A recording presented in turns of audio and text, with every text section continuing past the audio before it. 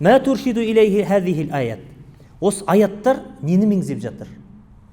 Біріншісі, аннама ябталин Аллах та'ала бихи минаш-шадаид ва ма накраху алейхи лираббина аля сифат аль-хамида аллати тусаидуна аля музавалатил хая аль-карима. Енді біз бұл аяттан түсінетініміз, Аллах тағала бұл аятта айтып жатқан бір сынақтар жіберем деп жатыр. Бұл сынақтар арқылы Аллах тағала бізді сынайтындығын, сол арқылы бізді тәрбиелейтіндігін айтып жатыр. Мен сендерге сынақ берем, сол сынақтан сабыр етіп өтетін болсаңдар, мен мақсат қылып отқан нәрсеге жетесіңдер. Яғни тәрбиелейді сол арқылы дейді. Бізді тәрбиелеу үшін дейді. Қандай неге? Жақсы сипаттарға. Жақсы сипаттарды мына жерде айтып жатыр. Олар не? Оларға Аллах тағала сол мейірімділігінде болады, кешірімі болады, олар тура жолда болады деген сипатқа жететін қылып тәрбиелеп жатыр осы сынақтар. Соны меңзейді. Яғни сынақ арқылы біз рухымызды, нәпсімізді, жанымызды, тәнімізді тәрбиелейміз. Өмірде де көп қиыншылық көрген адамды қарасаңыз, артық сөйлемейді, аузынан тек даналық сөз шығады. Ал енді өмірде қиыншылық көрмеген, ауырдың үстімен, жеңілдің астымен жүрген адамдар не? Аузына не келіп, не сөйлеп отқан білмей қалады. Ол өмірде ондай көрмеген нәрсе мысалы.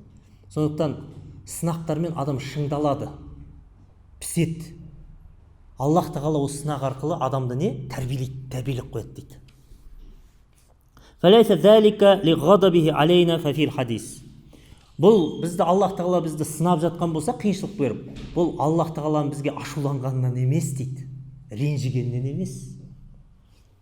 Өйткені хадисте келіп жатыр дейді. Инна Аллах тағала юъти дуния ман юхиббу ва ман ла юхиббу ва ла юъти дин илля ман ахабба.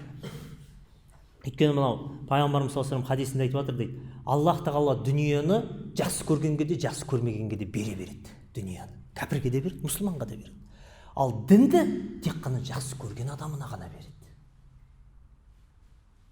Мұқтадун деген тура жолда. Тура жолды жақсы көрген адамына ғана береді. Яғни, осы аяттан соны түсінеміз, мына хадис соны қуаттап тұр. Түсінікті ғой, Аллах тағала жек көргеннен сынамайды, керісінше жақсы көргеннен сынайды, шыңдайды. Сіздің қателігіңізді көріп тұрып, Аллах тағала сондай бір ауыртпа сынақ арқылы сіздің кемшіліктеріңізді кетіреді. Сол сынақ арқылы Аллаға біз жақындай түсеміз сынақтан өткен сайын. Екіншісі, яджибу алал инсани ан ясбиру ала ма якраху ва ярду би тадбириллахи лаху фахуа хайрун лаху ва ин кана ла я'лам ва аса ан такраху шай'ан ва хуа хайру лакум. Адамға міндетті болады дейді, жек көріп тұрса да басқа берген сынаққа сабыр етуі. Жек көріп саған ұнамай тұрса да сабыр етуін міндетті болады.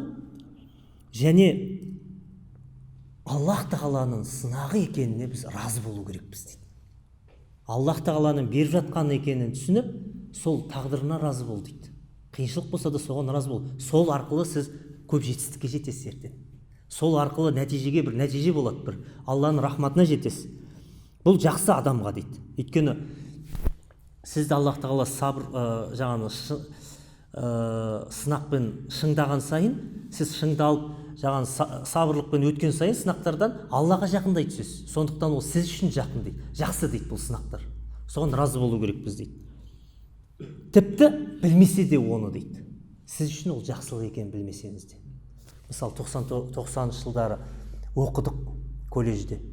Өте қиын кез болды, білесіздер, нан таппай қалатын, 2-3 күн бойы тамақ ішпейтін, су ішіп қана жүретін кездер болды. Сол кезінде киім жоқ, бірақ киім болса болды, солмен жуып шайып, соны кептіріп, қайтып киіп, дәл сол кезінде қиналып жүрген кезінде осы тезірек өтіп кетсе екен деп асығасың. Кейін қарап отырсаңыз, жаңағы Аллах тағала сол қиыншылықтар арқылы бізді тәрбиелеп қойыпты, біз оны байқамаппыз. Нәпсіміз тәрбиелеп қойыпты. Қаншама сол кезінде байлықпен шалқып жүргендер кейін қарасаң наркоман болып кеткен, тәуірден болып кеткен, өмірдің жаңа қадірін түсінбейді, ақшаның қадірін түсінбейді. Сөйтіп басқа сондай бір қателесіп жүрген, адасып жүрген нелерді қарасаң, өз достарымыздың арасында болды, таныстардың арасында да болды, сондай бір байдың балалары болды, сондай бір тәрбие болмады, не болмады, сонымен өмірдің жаңағы рахат өмірмен бұзылып кеткендер болды. Соларды көріп кейін салыстырып отырсаң, Аллаға көп шүкір дейсің де, сол кезінде сондай бір қиналып жүрген себепті Аллах тағала бізді тәрбиелеп қойған екен, қиыншылықтарға тәрбиелеген екен. Қазіргі күнде шамал жұмыссыз қалдың ба, не қорықпайсың да? Аллах тағала өзі жеткізеді. 90 жылдары қиыншылықтарды өткеннен кейін қазіргі кризис ол кризис емес та ол, мысалы. Сондықтан мына жерде айтады, аяттан келтіріп жатыр. Аллах тағала Құранда айтады, мүмкін сендер жек көретін болатын шығарсыңдар бір нәрсені, бірақ ол сендерге жақсы болуы мүмкін дейді. Яғни бұл аятты толығымен айтатын болсақ, сендер жек көрген нәрселерің Алла тарапында жақсы болуы мүмкін. Сендер жақсы көрген нәрселерің Аллах тарапында жаман болуы мүмкін. Алла біледі, сендер білмейсіңдер деген. Сол аяттан үзінді келтіріп жатыр. Сендер жек көретін нәрселерің сендер үшін жақсы болуы мүмкін дейді. Ол ақиқатында солай. Жаңағы сынақ келген кезінде жек көреміз, қаламаймыз, қиыншылық болған, бірақ ол кейіннен бізге жақсы әсерін тигізгенін көреміз. Саудада да білесіздер ғой, қиыншылықтар болады. Соның бәрінен сабыр етіп өтетін болсан, кейін уже келешекте ол қиыншылыққа уже түспеуге сен уже тәжірибең бар. Ол қиыншылық келе жатқанда уже алдын алып орап кетесің мысалы. Аллах тағала өйткені алдындағы қиналған арқылы сен одан кейін одан да үлкен бір сынақтардан сол арқылы тәжірибе арқылы өтіп кетуге жәрдемі тиюі мүмкін. Сондықтан дәл басында қиналып жатқан кезінде ойлайсың, қиналып жатырмын, тезірек бітсен екен. Кейін оны түсінесіз, не екенін сіз үшін жақсылық болған. Үшінші жаңа алатын нәрсе,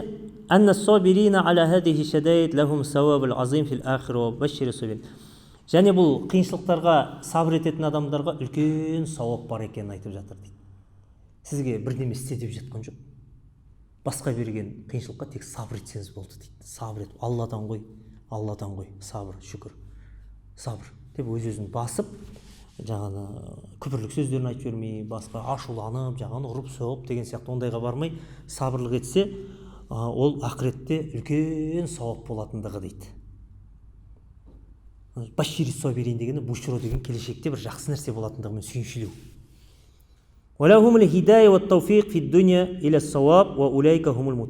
Және оларға хидаят болады, тура жолда болады.